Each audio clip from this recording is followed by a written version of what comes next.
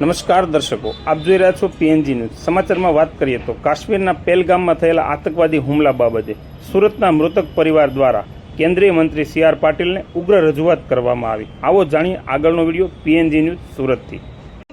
મને પાછો આપો, મારે બીજું કઈ ન જોઈએ। આજ પછી કોઈ દિવસ કોઈ વોટ જ નહીં કરતા। જો આપણી ગવર્મેન્ટને પોતાની સુવિધા રાખવી છે, તમારા પાછળ કેટલા વીઆઈપી હોય છે, કેટલી ગાડીઓ હોય છે, તમારો જીવ છે। આ ટેક્સ પે કરે છે એનો જીવ નથી। આ છોકરાઓનું શું, આનું ભવિષ્ય શું? આને ડોક્ટર બનાવી છે, આને એન્જિનિયર બનાવો છો, હું કઈ રીતે બનાવીશ? નહીં, મને ન્યાય જોઈએ। મારા છોકરાનું ફ્યુચર ખરાબ ન થવું જોઈએ।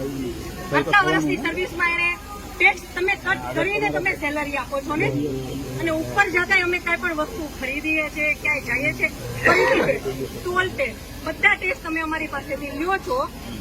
તો મારા ઘરવાળાને જયારે જરૂર હતી ત્યારે કોઈ ફેસિલિટી નથી મળી। મને એનો ન્યાય જોઈએ।